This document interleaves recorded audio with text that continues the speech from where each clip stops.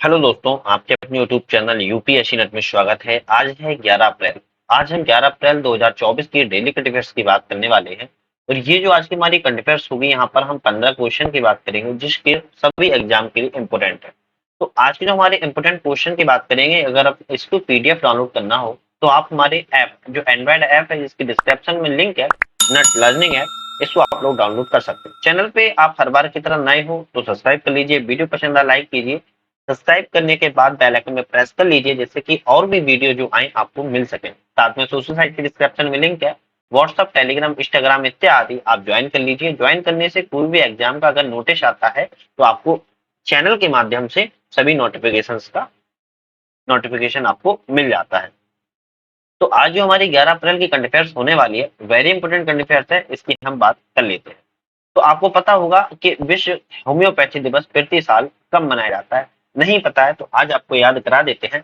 जो world homeopathy दिवस है, हर साल मनाया जाता है 10 अप्रैल को। याद रखिए, कब मनाता है? 10 अप्रैल को मनाया जाता है। इसके संस्थापक के बारे में बात की जाए कौन है, तो डॉक्टर सैमुअल हैनीमैन। इसकी जयंती के उपलक्ष्य में विश्व होम्योपैथी दिवस को मनाया जाता है। तो डॉक्टर सैमुअल जो हैनीमैन है, इसके फाउंडर रहे हैं और इन्हीं जो संस्थापक है, इसकी जयंती के उपलक्ष्य में ही डॉक्टर सैमुअल की, इन्हीं के उपलक्ष्य में 10 अप्रैल को विश्व होम्योपैथी दिवस के रूप में हम मनाते हैं।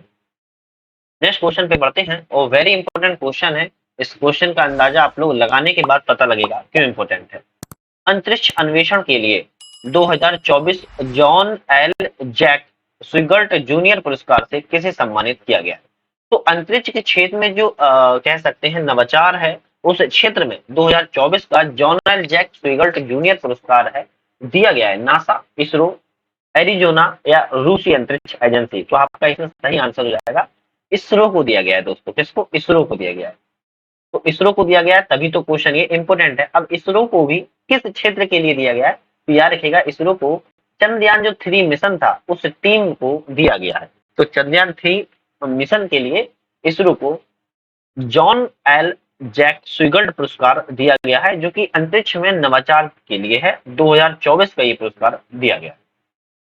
अगर हम इसको देखें तो इसरो चंद्रयान 3 मिशन टीम को अमेरिका स्थित, मतलब कि अमेरिका में दिया गया है स्पेस फाउंडेशन के द्वारा। याद रखिए, किस फाउंडेशन के द्वारा? स्पेस फाउंडेशन के द्वारा इसको दिया गया है। ठीक है। साथ में अंतरिक्ष अन्वेषण के लिए 2024 का जो पुरस्कार था, जिसका नाम है जॉन एल जैक स्विगर्ट जूनियर पुरस्कार। पुरस्कार 8 अप्रैल 2024 को मिला था, जो कि कोलोराडो में अंतरिक्ष संगोष्ठी की वार्षिक उद्घाटन समारोह के दौरान। तो कोलोराडो में एक समारोह हुआ था और अंतरिक्ष के क्षेत्र में उसी दरमियान ये पुरस्कार इसरो को दिया गया था चंद्रयान 3 मिशन के लिए। ठीक है। नेक्स्ट क्वेश्चन को देखते हैं। 9 अप्रैल 2024 को आयरलैंड के सबसे युवा प्रधानमंत्री के रूप में कौन बने हैं?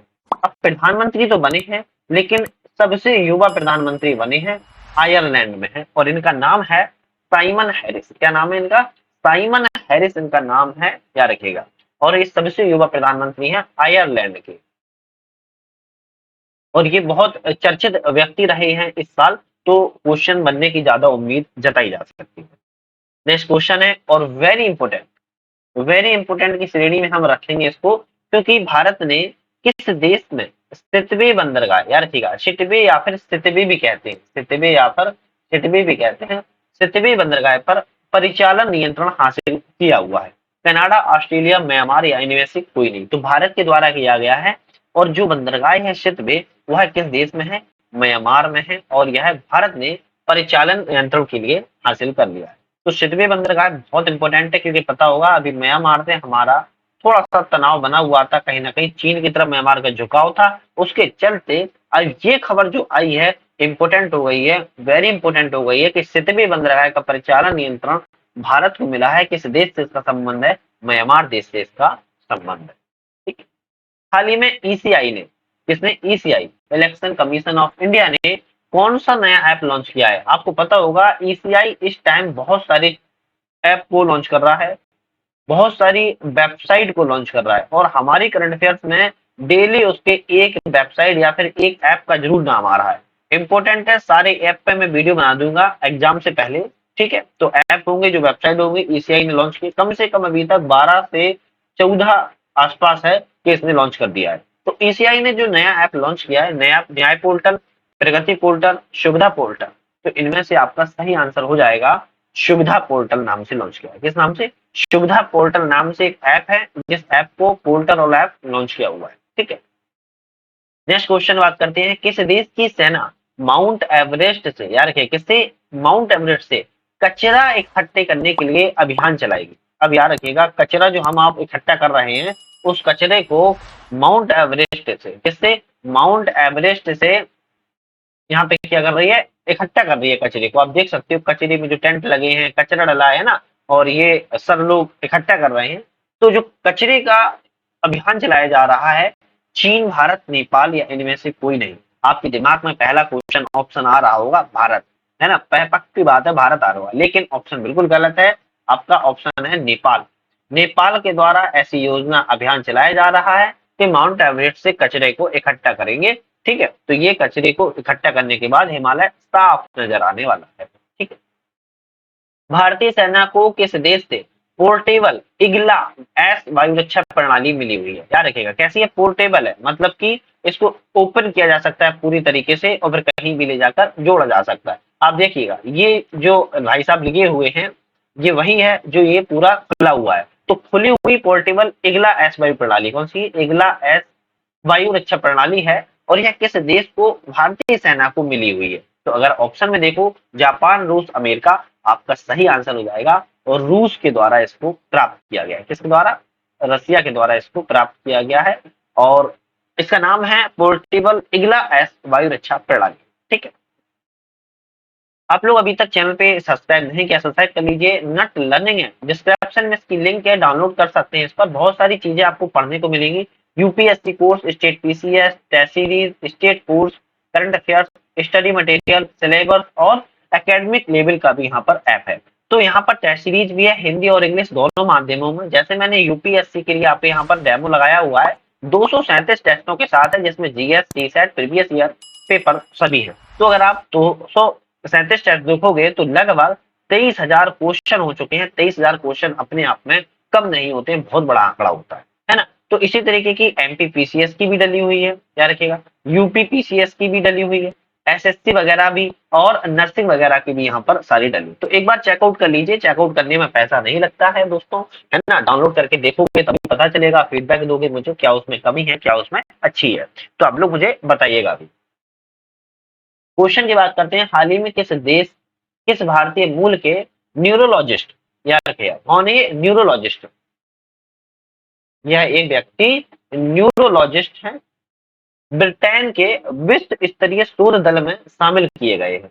तो भारत मूल के हैं, न्यूरोलॉजिस्ट है, और ये ब्रिटेन की जो विश्व स्तर की शोधशाला है वहां पर शामिल किए गए हैं। इन व्यक्ति का नाम है अश्विन केशवन, डॉक्टर अश्विन केशवन इनका नाम है। इनकी फोटो आप देख पा रहे हैं। भारतीय मूल के न्यूरोलॉजिस्ट हैं, वो ब्रिटेन की विश्व स्तरीय शोधशाला में शामिल किया गया है। भारत सरकार ने कहां पर LIV एंड ई वेस्ट के पुनर्चक्रण के लिए संयंत्र विकसित किया है? आपको पता होगा, मैंने अभी आपसे ऊपर भी एक वीडियो में बात किया हुआ है, हिमालय में कचरा था, उसको साफ करने के लिए नेपाल आगे बढ़ा है। और उसी तरीके से भारत भी कहीं ना कहीं LIV और ई वेस्ट कचरे के पुनर्चक्रण के लिए एक संयंत्र विकसित कर रहा है। हालांकि संयंत्र विकसित और भी हो चुके हैं पहले, लेकिन अभी हाल की खबर है तो संयंत्र विकसित उत्तराखंड में किया जा रहा है। यार कहां पर? उत्तराखंड में किया जा रहा है। ठीक है, नेक्स्ट क्वेश्चन की बात करते हैं, हाल ही में IPEF के द्वारा क्लीन एनर्जी इन्वेस्टर्स फोरम का आयोजन किस देश में किया गया है? तो IPEF के द्वारा इंडो पैसिफिक इकोनॉमिक फोरम, क्या है IPF का? Indo Pacific economic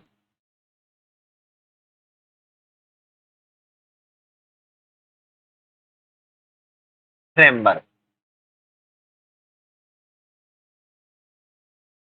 Indo Pacific economic framework की जो आयोजन हुआ है वह किस देश में किया गया है? तो आपका यहाँ पर सही ऑप्शन हो जाएगा, सिंगापुर में किया जा रहा है। कहाँ पे? सिंगापुर में किया जा रहा है, और भारत के प्रधानमंत्री जी भी यहाँ पर बैठे हुए है ना। तो इंपोर्टेंट है, ये देख लीजिएगा।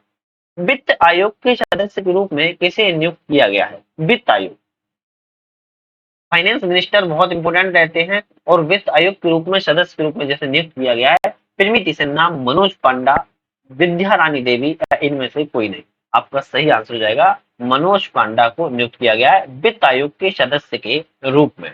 किस देश ने रूस से सर्वाधिक कच्चे तेल का आयात किया हुआ है?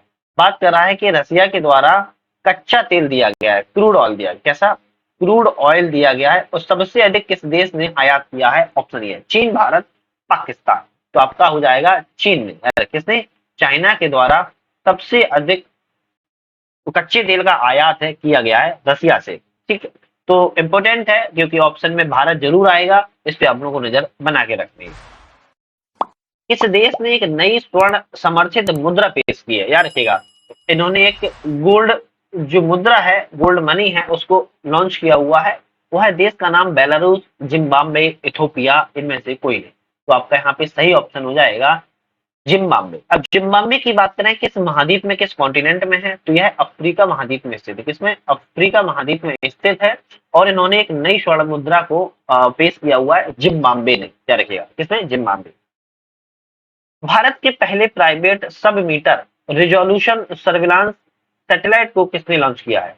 तो भारत का पहला private sub meter resolution surveillance satellite है, लॉन्च किया गया है Agnikul Cosmos, Skyroot Aerospace, Tata Advance System Limited, इनमें से कोई नहीं। तो आपका सही आंसर हो जाएगा टाटा एडवांस सिस्टम लिमिटेड ने इसको लॉन्च किया हुआ है। याद रखिएगा, टाटा जी के द्वारा इसको लॉन्च किया गया है, पहला private sub meter resolution surveillance satellite है। ठीक है, तो इंपॉर्टेंट है, और टाटा के द्वारा इसको लॉन्च किया गया।